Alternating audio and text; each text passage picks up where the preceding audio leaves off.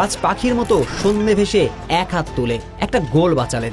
ভুল, ওটাকে গোল বাঁচানো বলে না, বরং তিনি বাঁচিয়ে নিয়েছেন পুরো এক পৃথিবীর মানুষের স্বপ্নকে। এমিলিয়ানো মার্টিনেজ তার স্বরূপে ফিরলেন, আবারও আর্জেন্টিনার স্বপ্নকে বাঁচালেন। ওই ফ্রিকিক সেভের পর আরও একটা গোল বাঁচিয়েছেন। মেসির প্রায় ভাঙতে বসা স্বপ্নকে গোলবারে দাঁড়িয়ে বাঁচিয়ে রাখলেন একজন এলিয়ের মার্টিনেজ।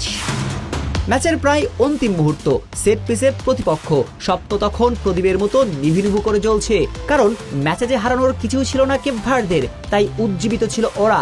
মুদ্রার বিপরীতে নাভিশ্বাস উঠেছে আর্জেন্টিনা ভক্তদের।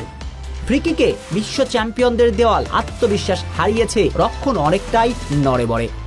রেফারির হুইসেল, বল শূন্যে ভাসছে। তখন গোলবারে যিনি থাকবেন তার তো দম বন্ধ হয়ে যাবার কথা, কিন্তু না, তিনি যে এমিলিয়ানো মার্টিনেজ। শূন্যে ভেসে এক হাতে পুরো পৃথিবীর মানুষের স্বপ্নকে বাঁচিয়ে রাখলেন। যদিও কেপ ভার্দের প্রথমবার সমতাসূচক গোলে তার দায়টা ছিল, কিন্তু শেষ মুহূর্তে ফিরে আসার গল্প লিখে আবারও দেশকে উদ্ধার করলেন। এই এমির দেখাই তো পুরো টুর্নামেন্টে চাই আর্জেন্টাইন ভক্তরা।